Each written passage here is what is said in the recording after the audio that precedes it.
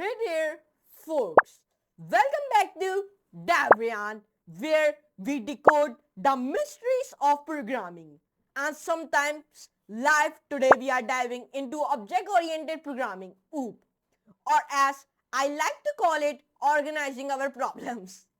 Because let's face it, life without OOP is like my decks, messy, chaotic, and hard to debug. If you ever wondered why programmers love objects so much, well, it's because objects actually listen when we tell them to do things, unlike my cat, who still thinks my keyboard is a bat. By the end of this video, you will learn how to create instance, how to use methods, and most importantly, how to pretend like you forget it all, figure it out, just like me. So grab your cup of coffee, let's jump into the magical world of OOP where the objects have all the properties and we just try to keep up. So let's start. Guys, in today's video of Python, I'm telling you we are understanding the OOP instance in Python. Like in the previous video, we understand about the classes in OOP. So now we are learning about the instance in OOP, means object oriented programming, not OOP. Okay, so in object oriented programming means in OOP, an instance is the specific object created from a class. Okay, class, not a classroom class that created from a class, Python class. A class acts as a blueprint and the instance are the actually objects constructed using the blueprint. Each instance can have its own attributes and behaviors while sharing the methods defined in the class. Okay, now here's one code example to create and using the instance in Python. So let me show you this all code in my text editor. Okay, let me copy this all code and then let me minimize it. Let me open my Visual Studio Code to write a code of a Python. Okay, so let me open it. So to open it, you only click here your Visual Studio Code. If you don't have downloaded the Visual Studio Code, if you are seeing my video first time, so first of all go onto here and Google and search here Visual Studio Code download, and then click onto here. If you are on Windows, download on Windows. If you are Linux, download on Linux, or you on Mac, download on Mac. I've already downloaded, so let me cross it. Let me open my Visual Studio Code. Then let me open my new window. So I'm not telling you how to install a Python, how to install a pip, because this is not installing a Python video. This video is about the OOP instance. So I will be walk on my topic. So I'm click on the file to create a file, new file. Now I'm making a file. So whichever you give your file name, I'm giving my file name should be index.py. And where you make your file, this is your own choice where you will make your file. I'm making my file on my documents, okay, because I love documents. Okay, so documents and create file. Should is saying me why you are saving this file? This file is already made it. Means index.py already exists. Do you want to replace it? If in that file there is not any such type of important work, so press yes. If in that file there is very important work, so press no and give the new name to a file. I'm pressing yes because in that file there is not any such type of important work. So I'm writing a code, so paste it. First of all, let me show you the all code. This is the all code we have written down. Here you can see it. Now let me explain you code. First of all, here we define a class and my class name is car. Here you can see it. Then here we define a def keyword, then init, then self, comma, make, comma, model, comma, year. Then here we in the 12 and 13 line we create an instance of a class Toyota Corolla 2020, Honda Civic 2021, or you give any car name and car name, okay, or any year you will be mentioned here. It is your own choice. Now here we access the instant attributes. First we output the 2020 Toyota Corolla first, and the second line we output our 2021 Honda Civic. Then in this line we modify our instance attributes and the output will become 2022 Toyota Corolla. Okay, this type of code I have written. Now save it and run it. So now it is giving me output 2020 Toyota Corolla, 2021 Honda Civic, 2022 Toyota Corolla. Why it is giving me 2022 Corolla, Toyota Corolla 2022? I do not write Toyota Corolla 2022 anywhere.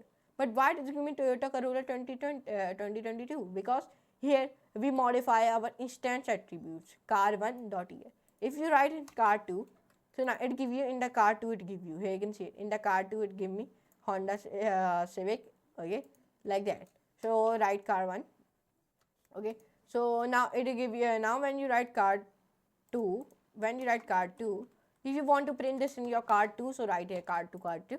Then now it gives me a 2022 Honda Civic. Here you can see now it will give you 2020 Honda Civic.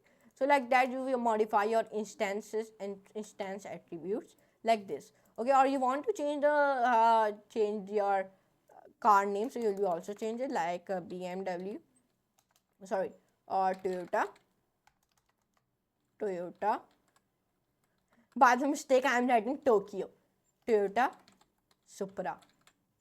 Oh no, I do not learn the car name, so that's why I don't know.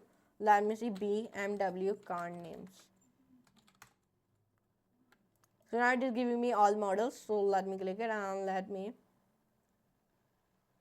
I'm going to purchase this all cars, okay. So now X1 now let me paste it, and then I'm writing BMW. Now here I'm writing like Audi. Now I'm writing e-tron GT. When I grow up, so I will buy this car one time, okay. So I'm writing 2023 here, and I'm writing 2022 here, sorry 2024. 700. So now it give me 2023 BMW X1 SUF, 2024 Audi e-tron GT, then 2022 BMW sorry to give me 2022, I am writing here 2024. 700. So you can see it modify our instance attributes. So like that you can do it. Now let me open in my Word. Now key points in the example. First, class definition. The car class serves as a blueprint with an init constructed to initialize the attributes make, model, year, okay. Number 2, instance creation.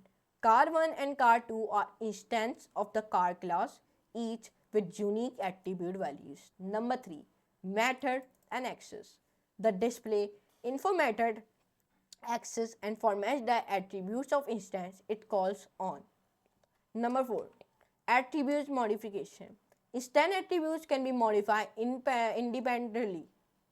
Let me know if you'd like to explore more root concepts like inheritance, polymorphism, and encapsulation. So tell me in the comment section below if you explore these, okay. So but in today's video we understand about the OOP instance in Python, means, and we understand about the object oriented programming instances in Python. So I hope you can enjoy this class. If you enjoyed, so please like this video, share your friends, and subscribe to my channel, and do not forget to all the notification will also never miss any future related videos about the Python. And go on to the Google and then search in my channel by the name of Rayyan, and then click on to my channel Rayyan. And when you open my channel from the Google, it is giving you the error. Now I will be solve my error. So now it not give you the error. So we uploaded our one latest video, variables and data types. So go and see it. Now come on to the playlist. Come on to the Python tutorial with here you can see the playlist. Here we completed 170 videos very successfully. Yes, okay. This is a very longest Python course in the history of Python. I see that. Okay, so I hope you see my all videos from start to end of the Python, and I hope you enjoying this series. Okay, I hope that. But anyways, I meet you next class and next very amazing class like that our videos. So now for today, goodbye. Right, first, that's a verb on OOP instance. Remember, objects in programming are like people at a party. They all have unique properties and sometimes behave unexpectedly. Just Don't assign a method to the wrong person. Oops, I mean object. If you enjoy this video, smash that like button, subscribe to Rayyan, and let me know in the comments what's your favorite real life object that behaves authentically spoiler minds my internet connection. Goodbye.